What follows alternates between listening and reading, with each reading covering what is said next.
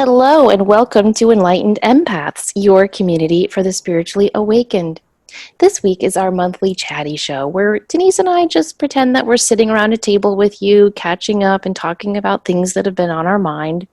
And this week we were talking, since we've done a couple of episodes now on narcissist, like are you married to a narcissist? Is one of your parents a narcissist? We have gotten so many emails and Facebook messages from listeners saying, I think I might be a narcissist. Can I be an empath and a narcissist?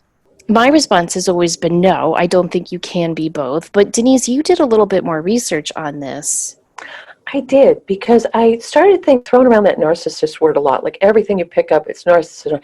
And I do think this is a genuine thing. But then I started thinking, all these people can't be narcissists. Some people are just self-absorbed. They're just very into themselves, or they're egotistical, or they haven't had to share their life, whatever that may be. So I started jumping down the rabbit hole a little bit to see. And one of the big key things that kept coming up was, does this person feel empathy? Do they feel remorse? Do they feel? So that was a key part in, because from what I've read, a true narcissist doesn't feel empathy. And their moods are going to depend on someone else, not on, they're so tied into getting that fed. If someone's just self-centered, they're not going to have all the conflicting symptoms of extreme dependency on others, feeling superior, being disdainful, and all that stuff. But the lack of empathy thing is a huge red flag. So if you're with someone and they're constantly talking about themselves or going on, but they still feel empathy and compassion, then chances are they're not truly a narcissist. Or if you're having those questions about yourself. Does that make any sense? It does. So you can be a little self-absorbed or self-focused and still be an empath and not be a narcissist. Yes. And I think because you know how much I love brain chemistry, I think they're going to start finding little patterns in brain chemistry with narcissism, don't you? Yeah, I do. I really do. And I wonder if we're just moving into a time of self-absorption because of the whole selfie culture we live in. Well, and that's true. But okay, so this was one of the ones that caught me up. So, narcissists think they're better than other people, and that may be blatantly obvious, or it may be just inferred. But if someone thinks they're smarter, more important, they're better, see, somebody who's self-centered might have those same tendencies, but they're just craving the attention and please pay attention to me, but they can listen to other people. Whereas a narcissist wants to be noticed and makes it clear that they're superior and everyone should kind of kowtow and, oh, aren't you amazing? That's a big difference. That's a huge difference. Entitlement is another one. Narcissists can feel entitled to things, whereas self-centered people, how I throw this word around, but I really do love it, is, does it impact your moral compass? And sometimes, and we've talked about the spectrum of narcissism and how, and everything, there's a variance, but morally, I think if someone's self-absorbed, they're going to have clearer, more moral values that align with society and are guided by empathy than a narcissistic person who may not feel that those rules apply to them or even blame other people for their actions. Mm-hmm. Mm-hmm.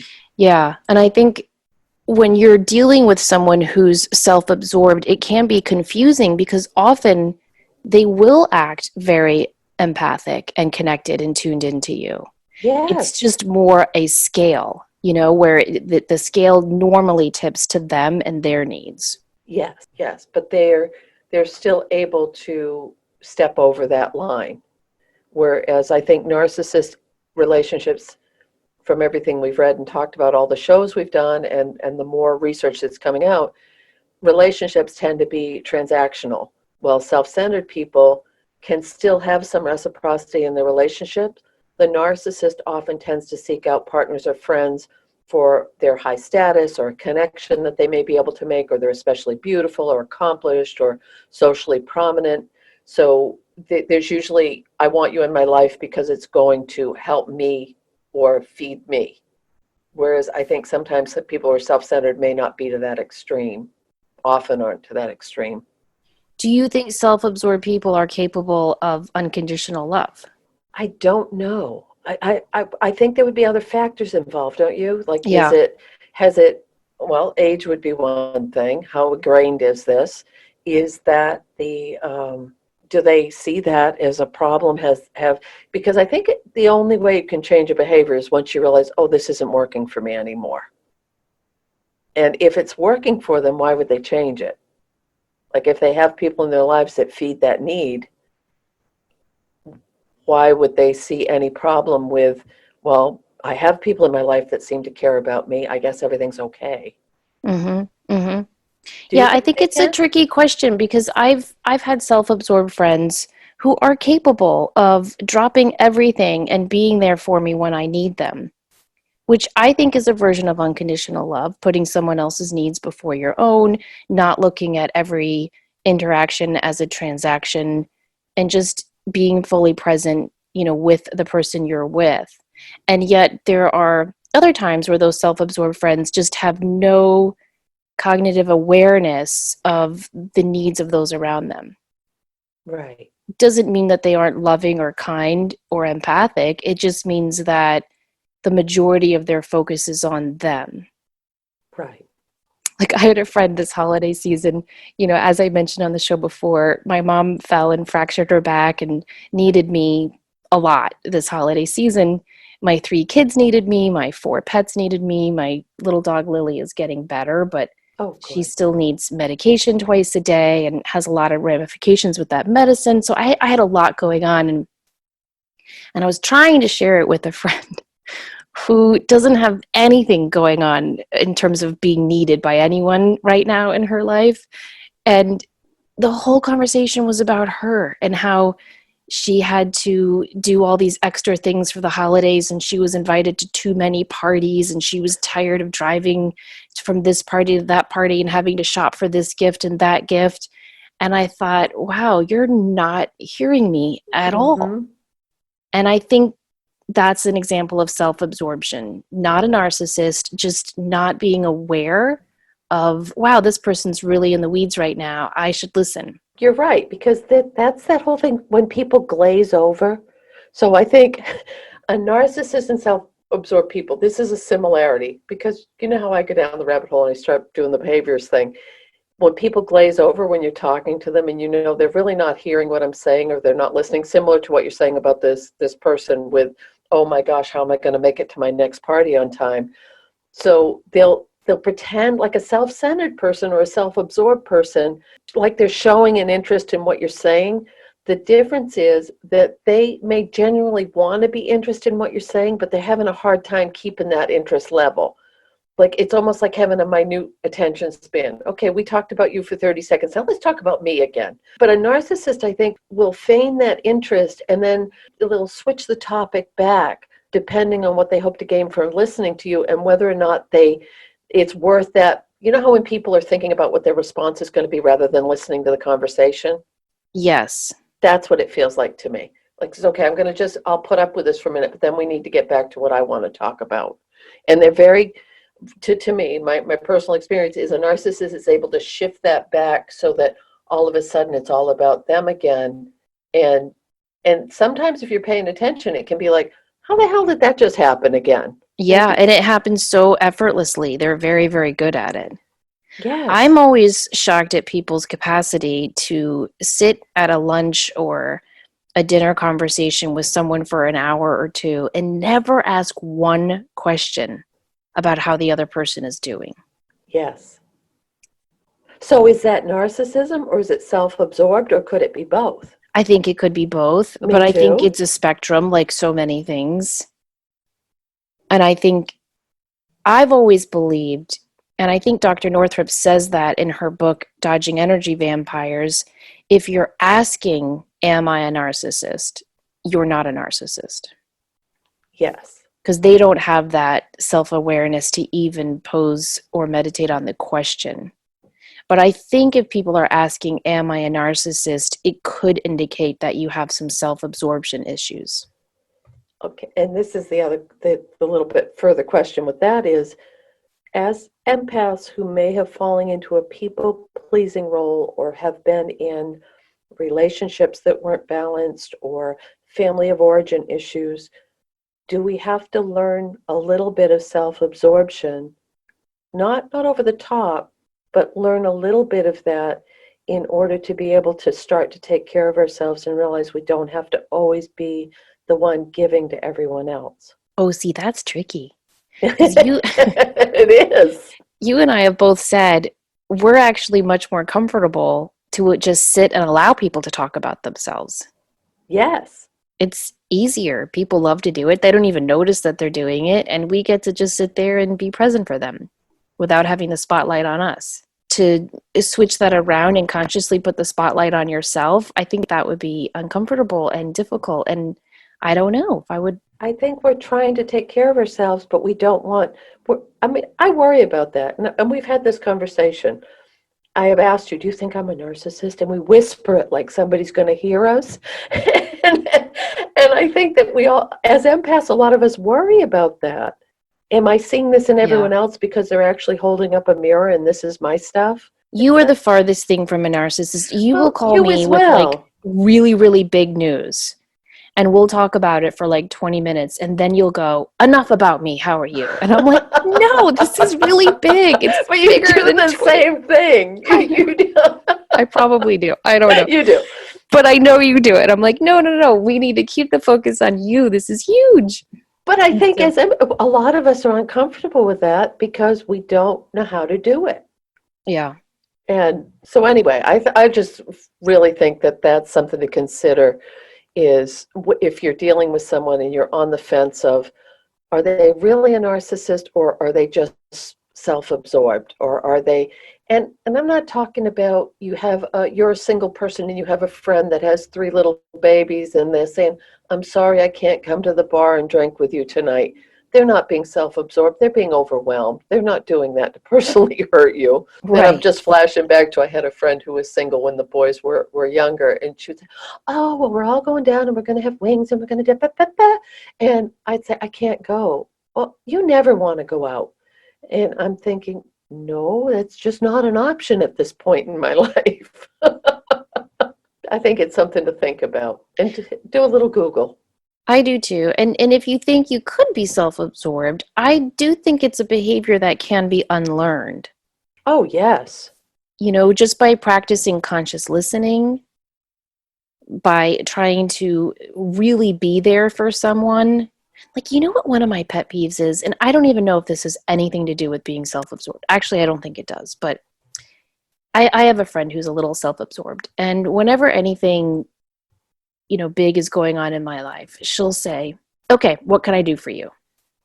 Mm-hmm. And I'm like, well, I don't really need anything. I just wanted you to listen. Okay, but what can I do? Should I, you know, make a meal? I'm like, no. I just need you to listen, but I need to do something. And I'm like, no, just listen to me. And I don't know what that is, but it's kind of a pet peeve of mine. Like, if I'm going to someone because I need to talk out a problem, I don't need it fixed. Some problems are unfixable. I just need someone to listen for me. And I think sometimes self-absorbed people have a hard time with that because they want to just fix it and then move the spotlight back to them. But that could just be my projection. I don't know. What do you think? Oh, I don't think that's a projection at all. I think you're spot on. I think you're absolutely spot on with that. And I think a lot of us suffer with that, of wondering how do we find this balance between the two? I think the first thing we all can do to avoid being self-absorbed is to practice walking in that person's shoes and take the pause, kind of like we were talking about last week, and thinking, okay, what is this person going through right now? How does it feel for them? What do they intuitively need from me most right now? Sometimes there are problems that do need fixing. Mm-hmm. You know, I have to go to this event. I don't have a babysitter. Okay, I can help and babysit. Or, you know, I don't like my job. All right, let's sit and brainstorm some things you can do to get a new employment. Some things you do need that. But if you sit there and focus on that person and not How many times are you talking to someone and you can almost see the circles going in their head where they're just thinking of stories they have that will Mm-hmm. relate to what you're talking about, but they're not really listening to you? Right. Maybe that's that glazed over thing you were talking about. Yes. And I find that to be kind of detrimental. So if we could practice active listening and really being present for that person, I think that's a really good step to move away from any self-absorption. And also to just kind of take a step back and not focus on yourself so much. That's one good thing I believe is so wonderful about having children or pets, because you learn life isn't about you all the time, nor should it be. And it's just a lifelong skill I think people need to learn. Life isn't always about you. Sometimes it is, but sometimes it's not. And learning to, kind of take a step back and focus on Right. other people is really, really helpful. So one thing, and this is just, if you have a conversation and you say you call someone on it and you say, I don't feel valued, I don't feel seen, I don't feel, pay attention to how they react and how you feel to their reaction. That might be a little bit of an indicator as well. Yeah. And if someone calls you and says that, instead of saying, oh, I know exactly what you mean, just this week, I da da da da da, don't do that, because that's not what that person is looking for. You focus on what they are saying and ask them questions about what they are saying. Well, what makes you feel that way? How is that true in your life right now? How long have you been feeling this way? You keep the focus on them. I think that's important. Yes, and it's kind. Yeah, it's empathic.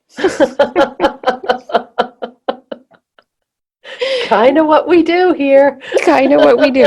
So that hopefully that will just answer everyone's question that if you think you're a narcissist, you probably aren't. We don't believe you can be an empath and a narcissist, but it is possible to be an empath and a little self-absorbed. Yeah. However, there are times in your life where you're going to be a little self-absorbed. If you're working full time and going back to school at night, it is all about you right now because you've got so much going on. If you're working all the time and you do have little kids at home and a parent who needs you, you might feel as though everything is about you because you're juggling too many plates. We're talking about patterns of behavior here that are consistent and chronic. Yes. Yes, and how, again, as that empathic part, how do you feel when you're around them? And pay attention to that. Yes, pay attention to not only how you feel when you're around them, but how you feel when their ID pops up on your phone. Are you Oh, excited to answer yes. that call, or I can get to that later? Mm-hmm.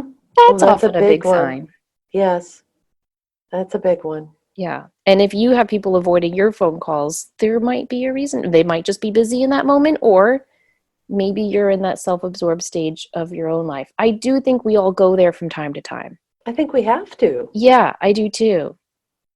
I think we're just talking about a consistent pattern of always, always directing every conversation and situation back to you. And when it doesn't feel balanced, when it Yes, doesn't feel like there's, if we're talking friends, relationships, coworkers, it doesn't matter. It's just honoring yourself in the situation. that balance of give and take. Mm-hmm. Well, let's take a quick break. And when we come back, we're going to talk about a book on our reading list that we think is a really helpful read for the new year as we start to set some new goals.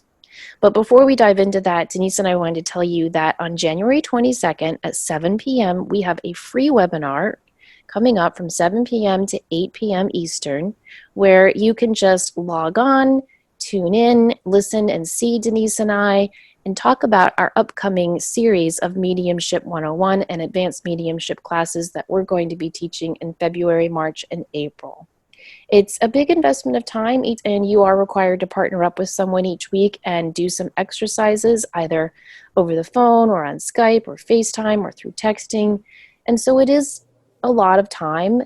It's a lot of material that we cover, and it's kind of life-changing. I mean, the people that we have taught are either doing this work in a professional way or using this work to enhance their life and their own connection with their loved ones in heaven. They are going through spiritual awakenings and really linking into their soul purpose. And so a lot of people will email us and say, is this class for me? Do I need to have this skill, that skill, or this knowledge before signing up? And so instead of just answering all those emails one at a time, we just thought it would be easier to have this free webinar, allow you guys to see us, see if you like the way we teach, see if you enjoy the process of logging in through Zoom, and have an opportunity to ask us all those questions you have before you make this commitment to take these really exciting, informative, and in my opinion, life-changing classes. So you can sign up for that free webinar by either going to samanthafay.com or Denise's website, thegratefulmessenger.com. We'll post it on Facebook, and Denise will put it in the show notes of this episode as well. And you can read all sorts of more information about it on our websites. But we hope to see you there, January 22nd at 7 p.m. Okay, so tell everyone about this book you want us all to read. Well, I was listening to a podcast, and the lady was interviewing this man named James Clear, and Atomic Habits is the name of the book. And I was just spellbound by the whole thing because he was, again, he's a behaviorist, which after my own heart, but he was talking about how habits are compound interest of self-improvement. So instead of like always focusing on, and I used this example when we chatted about it earlier, is I'm going to write a book. I want to write a book. That's my goal. And then you write one sentence and you're like, I'm never going to write that book. I just write a sentence. Shifting that and realizing that it's incremental steps and it's not about the end goal. It's about changing your behavioral patterns to switch from being, I want to write the book, to embracing, I'm a writer. And just how those subtle changes. But he gave 4 steps on how to institute a behavioral change. And it was about making it obvious, like really make it obvious why you want this, have it in your life, but see it as real, make it an attractive goal that you want to do. So does it bring me peace? Is it going to be a stepping stone? But really make it so that it's fun and you want to do it, not make it drudgery, because I think that's what we're at early in the year right now, and people are setting, whether you want to call them intentions or New Year's resolutions or goals or whatever they are. But it's similar to when I used to go to the gym all the time, and right after the first of the year, it would be mobbed, packed, you couldn't get any machines. And then about 6 weeks later, it would be back to normal because all the New Year's resolutions has worn off. Right. And make it easy enough so that, like, his whole thing is he talks about it's a 1%. So if you write that one sentence today and tomorrow you write 2 sentences and you're saying, well, this is not going anywhere. I just wrote 3 sentences, big deal. But if you keep doing those little tiny increments, you're going to build this beautiful foundation. And while he was listening to it, he gave this example of, you've written this novel, you're doing it, you've been writing for 7 months, you're still not published, you don't have it out there, you still have a rough draft that needs to be edited, you still have 7 months of work that you've been slowly and surely incrementally building. And I love that attitude. And also to make it satisfying. And he says reverse those if you want to like break a habit. But what I really liked is that it's not that you're like you're trying to make the change so that you'll have the biggest returns, that you instead all the hard work you're putting in isn't being wasted. It's just kind of being stored a little bit until it's time for it to happen. Do you like that? I like that a lot because, I teach on manifesting. I'm just teaching a webinar this month on how to manifest. And one of the really big steps, besides visualizing it and feeling it and really, trusting the process that this is a goal you can manifest, is taking those action steps. And what are those action steps but habits? I mean, we are what we repeatedly do, as the saying goes. Yes, and how we can get, like, if when things plateau, so you start out, you're losing the weight, you're writing the book, you're doing the yoga, whatever that might be, and then you hit that flat, that's when people crash and burn and say, I'm not going to do this. But if you break it down into these little tiny pieces, it makes it easier to keep that ball rolling. Yeah. And so instead of having a goal like, I don't know, I'm going to make $1 million this year, break it down into I'm going to pay all my bills every month and have money left over. Yes. And then once you break that goal down, you have to take action steps that become a habit to make that goal palatable and actually able to happen, meaning you cut out some extras so that you can achieve that smaller goal.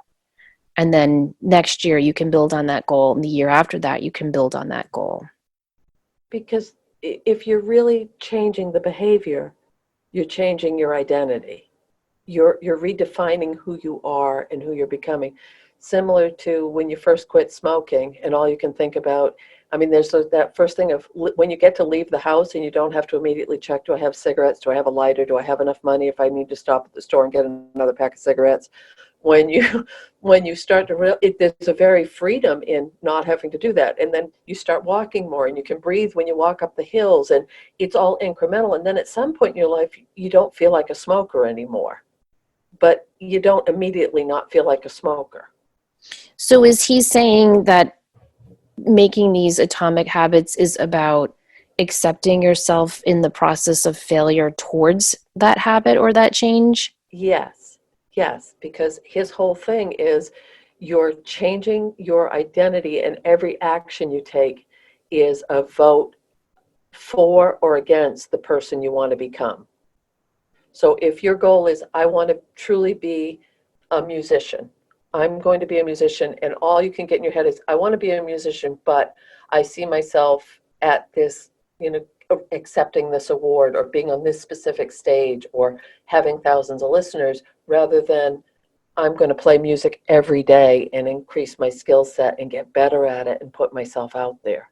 Right. And focusing on the why of that goal and the joy in achieving that goal, I think is so important as well.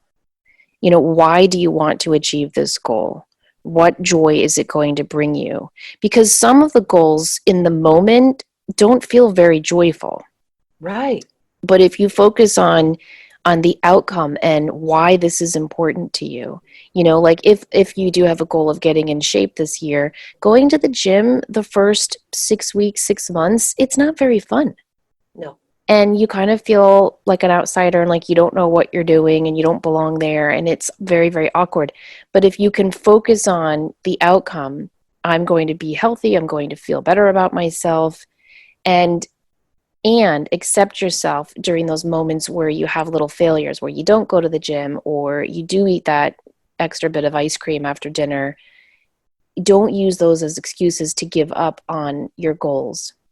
And maybe even don't look at them as goals, but take a cue from the title of his book and look at them as new habits.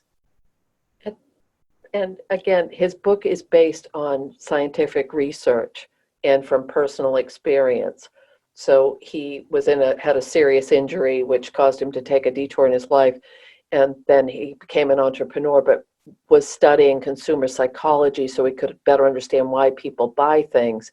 And then he became fascinated with behavioral psychology and habit formation. So it's kind of interesting that it isn't just a pick yourself up and you can do it kind of a book. There's actual research to support what he's saying. Did he say how long it takes to make a new habit? Because I've read different things. I've read 21 to 30 days. I've read 3 to 6 months. Most of the studies I've looked at have said 21 to 30 days to create a new habit. That's what I've heard as well. I don't remember him mentioning that. I'm sure it's somewhere in the book.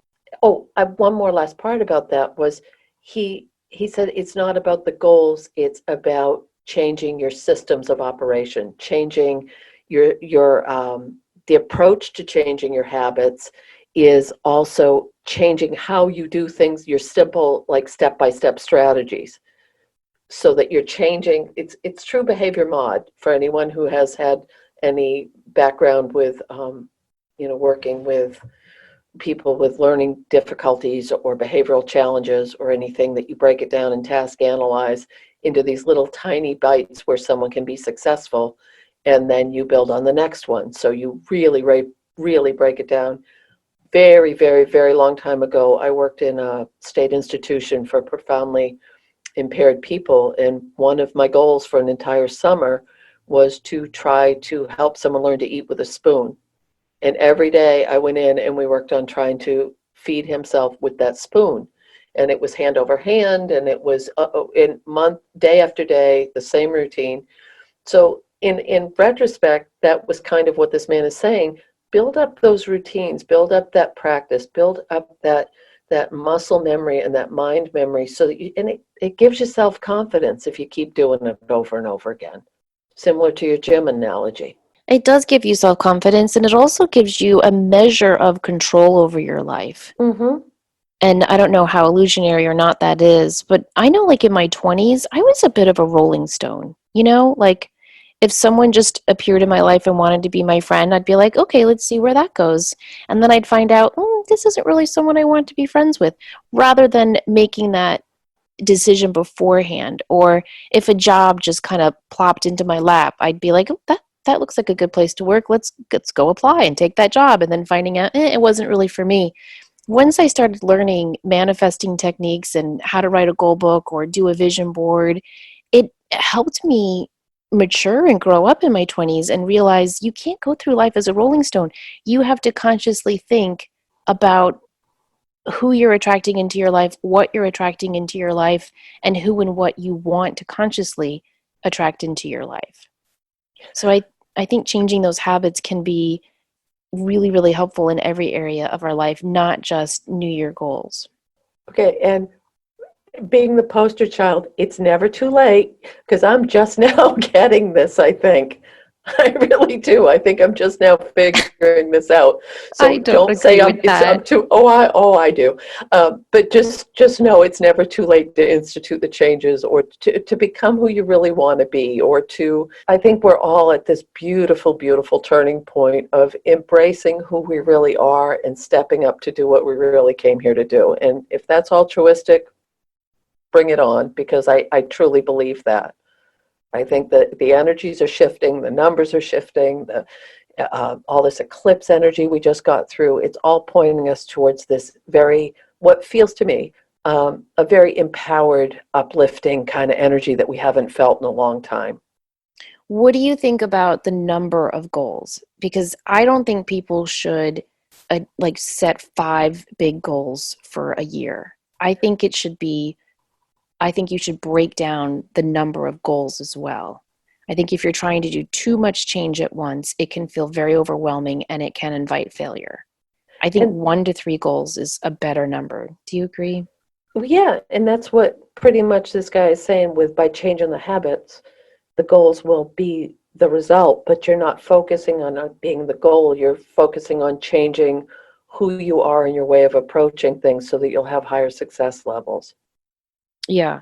And sometimes just writing down your goals can help you decide what changes you want to make in the long run. For years when I taught English at the community college, I would have them, for their narrative essay, I would have them write an essay on their goals, and they would have to write about their short-term goals for this year and their long-term goals for their life. One of my students, his goal was to work for NASA. And it was a well-written paper. And I said to him, okay, this is a great goal. What are you majoring in? And he said, business. And I was like, well, maybe you should think about, like science or, Mm-hmm. like shifting that a little bit so that you'll be more in line with NASA's recommendations. I remember another student wrote a goal book for her narrative essay, and it was all contingent on other people. Like, I'm going to do this when one of her goals was to marry her boyfriend, who was very, very wealthy. Mm-hmm. And she said, when I marry him, I'm going to get this house at the beach. And when I marry him, I'm going to travel all over to here, and there. None of the goals had anything that was really substance or had anything to do with her. And so I had her rewrite that paper and focus just on goals for herself. What a beautiful gift you gave to her by doing that. I hope so. But I've had other students who have written those papers where the goals are all their parents' expectations. Mm-hmm. And I've sat with the student and said, Do you really want to go to grad school, or is it because everyone in your family went to grad school? Like, what do you really want to do? Mm-hmm. And so I think just the exercise of sitting down and focusing, what are some habits I want to change? What are some habits I want to break? And what are some goals I want to focus on can really help bring a lot of clarity into what situations we're just rolling into like a rolling stone, or consciously co-creating with the universe. Yes. Excellent, excellent point. Because the key with breaking habits is if you can't see yourself doing that, whatever it is, if you can't really and truly imagine it, it's probably not going to happen for you. True. Do you know what I mean? I have a good friend from college, and when we were in college, she would eat whatever she wanted, and still was, in really, really good shape. And when we got together about 10 years later, she was still in really, really good shape, but she was eating like salads and fruits and vegetables and nuts and seeds and, very, very healthy stuff. And I said, what happened to like the corn chips and the pasta dinners? And she said, well, I can't eat like that anymore. My body just doesn't allow it. So I have to watch what I eat and have to exercise every day. And she said, I allow myself sugar 2 times a year on my birthday and Christmas time. That's all? That's it. Oh, see, that's no, oh no, there's no need of that. That was my reaction too. And at the time, I was supplementing my teacher income by being the cookie lady and selling cookies to coffee shops. And I thought, I don't think I couldn't see myself cutting out sugar to that level. I mean, I really couldn't. And so I knew I couldn't set that as a goal to just eat sugar twice a year. But I knew I could set as a goal to reduce my sugar intake. Yes. Yes, it goes back to the balance thing Yeah. again. Yeah. And please, if anyone's a nutritionist and listening, we're not promoting sugar. We're not promoting No. diabetes. We're not promoting an unhealthy lifestyle, but a little, I'm a big believer in balance with food. I really am. Anyway, sorry. Look, she made awesome cakes with natural sweeteners. I mean, she showed me it is possible, Mm-hmm. but it just wasn't probable for me at that time. Right. But I have been able to significantly reduce my sugar intake, and I'm really happy and I'm proud that I've been able to do that. I still bake, I still eat sugar, just not at the rate I was doing back then. Look at your goal and think, is this possible? Yes. Is it probable? Maybe not. And that's okay. That's why you just break it down a little bit. Mm-hmm. I could see a time when I don't have kids in the house and I don't feel that need to, make dinner and make dessert, that I could cut sugar out even more. But I have to get there in baby steps. Yes. And that is also a process being that person. So just know, be gentle with yourself. I want to jump to a new topic. Are we Sure, ready? go right Okay. ahead. Now this is one that's been troubling me for a while, is when you have something good happening in your life, or you've had something that you've worked really hard to overcome, or you want, and people you care about, or people aren't happy that your things are going well for you. And I think as empaths, we take that to heart. And what my default is, I just don't tell people that I know will have that reaction. And the reason I wanted to talk about this was I had a conversation with someone recently who I hadn't even, and someone quite, I've known for a long, long time, but I've never even mentioned the RV because I knew it would be, oh, aren't you lucky? Boy, that must be nice. I can't, how did you ever afford that? And I didn't want to have the conversation. I didn't want to feel that way, but I didn't feel comfortable sharing what was kind of fun news. So, you have any input on, what do you think about that? I think that's really hard. I think it's very, very tricky. And I think it's hard on both sides of the spectrum. So I think it's hard for your friend, and I think it's hard for you. Yes. When I have had those experiences where people aren't happy for my success, I do take it personally. And I do tend to downplay it. And I don't know if that's a good thing or a not so good thing, but I do know, even with, if we go back to manifesting and goals, I do know it's so important to choose who you share your goals with and who you share your news with. Yes. I think that is really, really important.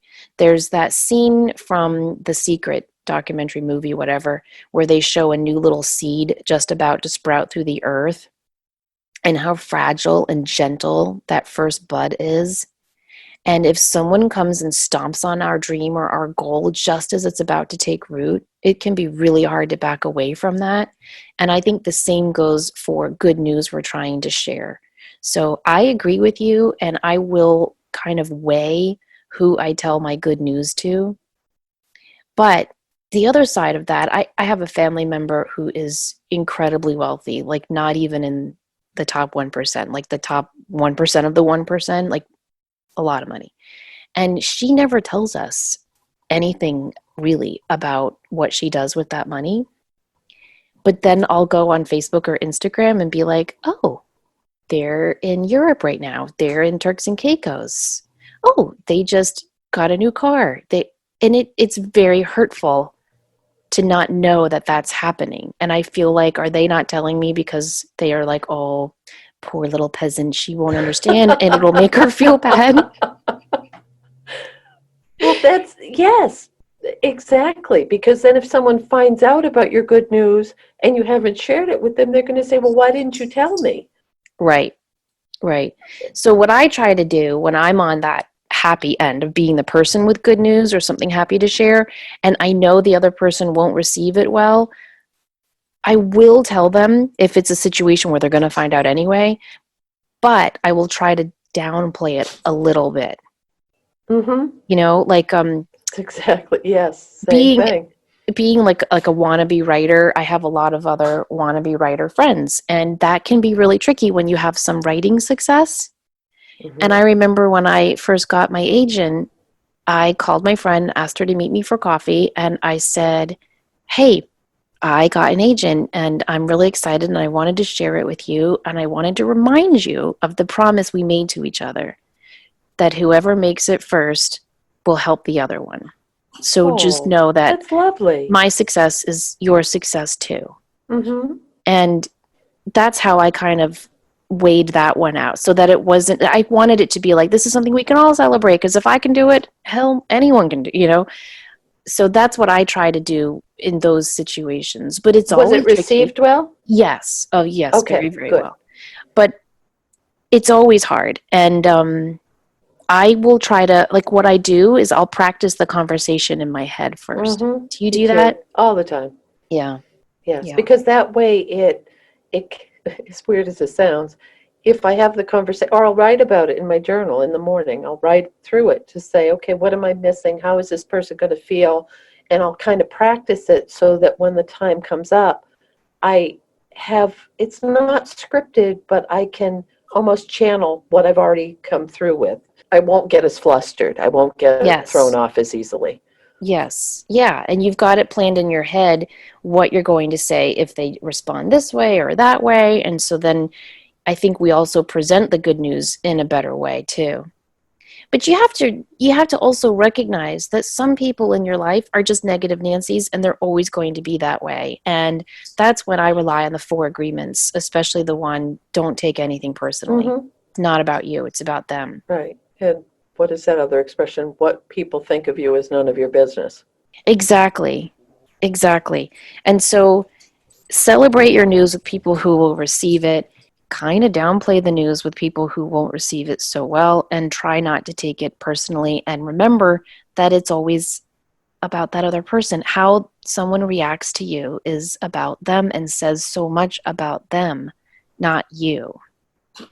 But also, don't downplay if you've worked really hard to lose the weight, to quit a bad habit, to pay off your debt, to go on the vacation. It doesn't matter what it is, to write the book. It doesn't matter. Don't let someone else's opinion of that take away your joy and your light in what you've accomplished. That can be really, really hard too. Oh, incredibly hard. It sounds good, looks good on paper, but actually implementing it is another whole story. I remember when I lost the baby weight, I would be out with my friends from playgroup or something, and we'd have a glass of wine, and they'd all order dessert, and I wouldn't because I was watching what I was eating. And one friend would always say, "See, she doesn't eat."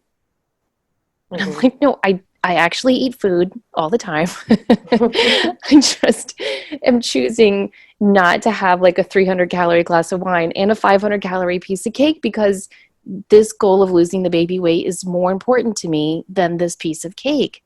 But I heard comments like that entire year or two after I finally lost the baby weight, and it was hurtful. Hmm.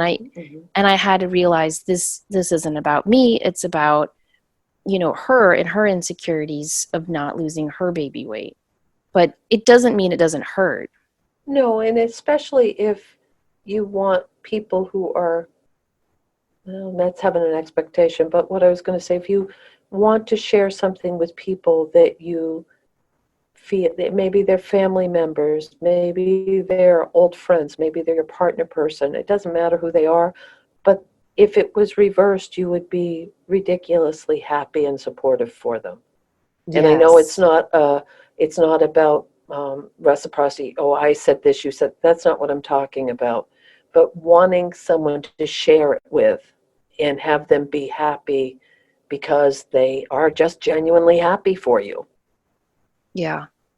And I think sometimes when we have those experiences of realizing that there's a lot of people who aren't really happy for some of the things in our lives, it's also the universe telling you to seek not a new tribe, but an additional tribe. You Or know, for some of us, I'm not holding the mirror too close on this one. Yes, implies sarcasm. Uh, it takes a lot of time to get that through my head. And I will keep trying and trying and trying, and then I'll just be like, okay, namaste. Thank you so much for that lesson. I'm going to not bring this up ever again. I'm not going to put myself in that position to feel less because of what someone else's reaction or words may be. That's a tough one. it's a very tough one. One of the things that was so hard for me was when I was on this journey of realizing I was intuitive and could connect and read people and connect to the other side. I would get so excited, and that was my good news. Mm-hmm. If I did a really good reading and made a really important connection, all I wanted to do was call up people and talk about it. And the people in my life didn't understand that. It made them uncomfortable. It didn't fit in their biblical knowledge of what was right. And they didn't want to hear it. And it left me feeling kind of alone and misunderstood and, kind of lost in this joy of discovery of, gosh, there's something so much bigger than this world we live in and so much more important. And that's all I wanted to talk about. But rather than like sitting with that feeling of nobody understands me, I used it as motivation to seek out additional tribe members. And that's how I met you. And that's how I met the other people in my life who get this stuff. Now, not everyone in my life gets it, and still they don't want to talk about it to this day. And that's okay. But I have additional tribe members who do get it and do celebrate when I have something exciting that I researched or that I connected with in a reading. And I think the onus is on us to go out there and make those connections. Yes. If you're not getting that positive feedback from the people in your life, sometimes those people are family members, and there's not a damn thing you can do about your family. Mm-hmm. They're your family, but you can add to that group of your village. And be selective what you open yourself up to. Yes, yes, and try not to get victimy about that. That pity party mode we can all Mm-hmm. go to of, well, you've got no one to share this with. You do have someone you can share this with. You have, different things. Like if with my writing stuff, I'm not gonna, my friend that I walk with every day who has no interest in being a writer, I'm not going to necessarily tell her all the little, I just wrote an article that, had this impact and got this thing accomplished. she's going to be happy for me, but it's not, but my writing friends I can call and say, this just happened to me and I'm so excited, and they'll get it. Mm-hmm. And so I think we have to actively go out into the world and seek those like-minded people rather than just waiting for them to show up at our door. What just popped into my head is when we'll call each other and say, I was doing a reading, and can you believe, oh my God, this came through. And it's just like, so, who are you going to tell except another medium? Exactly. Who's going to understand it? Because you tell someone else, oh, this person in spirit showed me this and this, and it's like, oh my God, what a good hit. You can't say that to the person you're talking to because they're going to think, oh, you've got a bit of an ego, but I can call you and say that, and you'll be like, holy shit, that's a damn good hit. And I mean, that's what we're talking about here, is find your people that you can share your hit with. Yes. That is so funny. I was telling, years ago, I was telling a friend that, I said, I just did this reading and the person showed me that he has this job in heaven. And it was the first time I realized that people have jobs in heaven, because I really didn't know what heaven was like. I knew we weren't like hanging out on clouds and playing harps and singing praises to, a white guy with a beard and a throne, but I didn't really know what it was. And doing the readings, I started learning, gosh, like there's a whole life going on. And so this person showed me that he had a job and he was so excited about it. And then I did another reading and the guy showed me that he had died in college and he was in college on the other side and had met a girlfriend. And he was so excited and wanted his mom to know. And I thought that was so cool. And so I called up one of my friends and she was like, she literally quoted me the passage in the Bible that says, we are sleeping in our graves until, Oh my. yeah. And I was like, well, Buzzkill. Yeah, I know. Maybe our bones are sleeping, but our souls are soaring. And she just couldn't grasp that.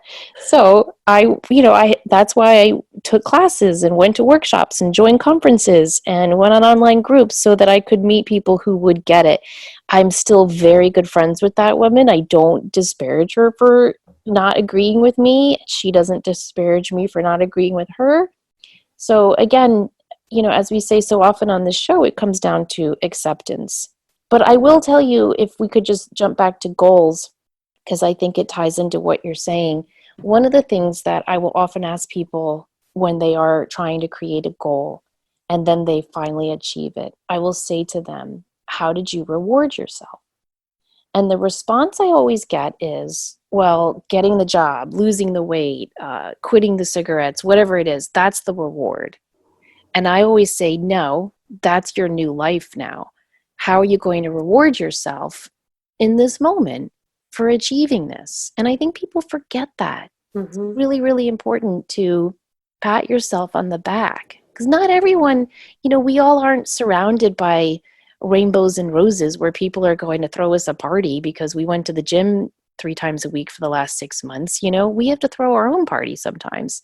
And so having something in mind where you can say, okay, how am I going to celebrate this? Like you set a goal to get this RV and to have this lifestyle where you were more free and more in control of where you spend your winters and where you vacation, and you're rewarding yourself with a fun little trip coming up. I think that's important. Right, and it is important. It's also important not to let other people's naysaying take the gleam off of it. Whether it doesn't matter what your situation is. Don't you think it helps, like when you called that person to tell them your good news, don't you think it helps to prepare yourself that you're going to be dinged a little? Well, I worked it in at the end of a conversation after this person had talked and talked and talked about all the things going on. And then I said, oh, by the way, and I just kind of slid it into the conversation. And I did exactly what you said. I downplayed how old it was, that it was this.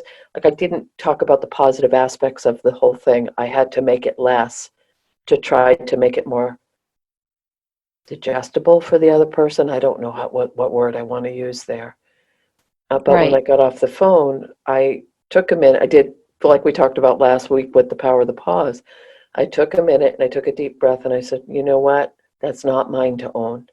And I've shared this before about how you can push energy back. You can put your hands up and push the energy back. And I said, no, thank you. That's not mine. And I pushed it back. And because I don't want to own that anymore. I don't want to carry that anymore. No, no. And you want to break that cycle for Right. yourself and for future generations, because I've seen families pass that on of, Yes. you know, that whole that whole thinking of don't trade the devil you know for the devil you don't know. Like, stay in your box, stay in your lane. Don't try to think too big or be too big or grow too much. Stay here and you'll be liked and accepted. I've seen whole families pass that message on from generation to Hmm. generation. And to And be the person that breaks that message is big work. it really is. And whether you break that message through education, through financial independence, or through just being a more happy, positive person, just know that not only are you breaking that cycle for yourself, but I think it has a generational effect. It goes into our DNA. Yes. And from a more indigenous or shamanic outlook, it sends that healing back as well as forward. That's such a good reminder. Hmm. Yeah. And so we're helping our ancestors as well. Yeah. Denise and I are getting ready to do a couple of shows next month on epigenetics. So we're researching all of this in our free time. That's why we keep mentioning it. But Oh, and that is fascinating as all out. I'm looking forward to those shows. I am too. We have so many great shows coming up for you guys in the next couple of months. So we thank you so, so much for listening to us and reaching out and sharing your experiences with us. If you want to share any comments on our little chatty shows each month, or suggest a topic for a show, or share a story or a question for our community connections, you can always email us enlightenedempaths@gmail.com. You can also message us on Facebook. You can find us there at Enlightened Empaths. And I'm trying to get better at posting more on Facebook and also posting more relevant links to our show topics. That's one of my goals for the new year that I'm already working on. So we hope you join us on our Facebook pages. And don't forget about our free webinar coming up on the 22nd. You can check out that and so much more at our websites, samanthafay.com and thegratefulmessenger.com. And if you're enjoying this show, please tell a friend or take a moment to leave us a review on iTunes, because it really helps grow our community of enlightened empaths. As always, thank you so much for tuning in. Don't forget to show up, do great work, and share your light. Take care.